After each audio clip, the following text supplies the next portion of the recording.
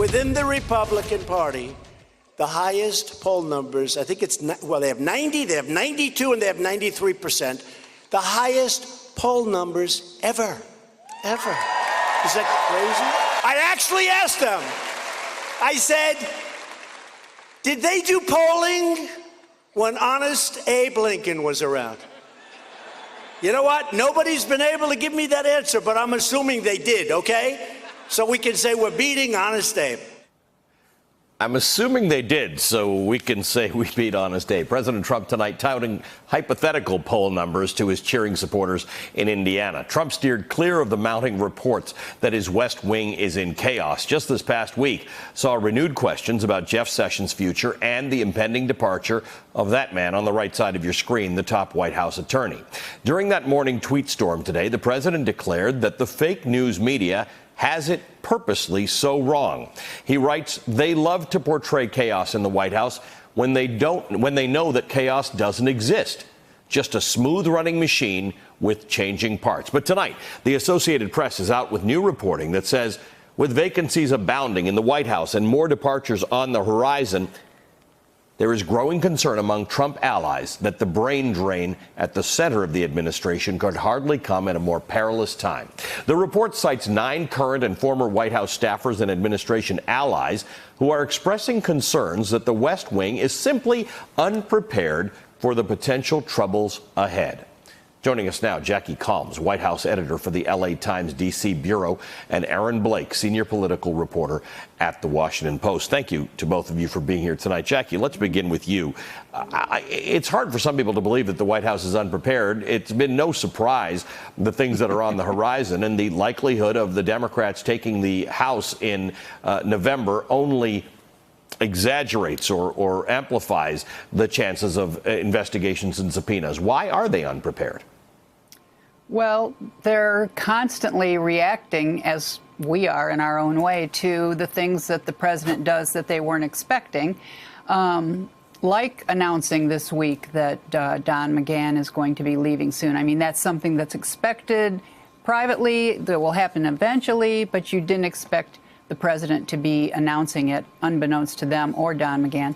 But it's just, you know, they don't have the bandwidth. They've lost a lot of people that haven't been filled. Don McGahn, for instance, his 3 of his top 5 his 5 deputies are leaving, and a 4th is has gone. And it's, you know, you can't do the work without people. They're just people that never were in place, and now people are leaving, and it's just they don't think ahead like most White Houses I'm used to dealing with have done. That's strange. Aaron, they're down, as Jackie says, to 1 deputy, probably about 24 lawyers, I think is the number.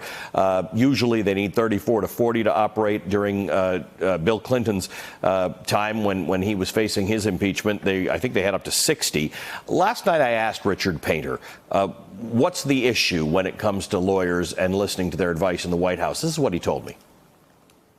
The bottom line is Donald Trump doesn't want to listen to good lawyers. Good lawyers don't want to do work for him. He ends up with people like Michael Cohen. It's been a disaster. I would never want to be Donald Trump's lawyer. I don't want to end up going to jail. There is something to that, Aaron, that becoming a White House lawyer in most administrations, working for the White House, is generally good for your resume. In this one, it may not be good for your resume or your career if you're a lawyer. Yeah, it's really pretty remarkable, the state of the president's legal team. Of course, they've actually been able to fill it out over the last several months here. Rudy Giuliani, of course, came on board. They eventually got Emmett Flood. But I think that the status of the White House counsel's office is really telling here. This is the president who is headed towards what many people in his administration believe could be impeachment if the Democrats take the House. A president who is talking about this possibility himself, whether he believes it's going to happen or not. This would be the one area of the White House you would expect them to be on top of. But I think Jackie's right. This is very reactive, and I think Richard Painter is right as well. It's just a very difficult White House to hire for. There was a really telling quote, by the way, in a Washington Post story last night where the president, according to one source, was talking about how, Jared Kushner has a good lawyer. Why can't I have that lawyer? Don McGahn has a good lawyer. Why can't I have his lawyer? Well, you should be able to get those lawyers if you want them. him. You're the president. This is a very high-profile case. But he's proven to be a very difficult client, and it's a very difficult set of circumstances that a lot of lawyers, I think, don't want any part of. Hey there, I'm Chris Hayes from MSNBC. Thanks for watching MSNBC on YouTube. If you want to keep up to date with the videos we're putting out, you can click subscribe just below me, or click over on this list to see lots of other great videos.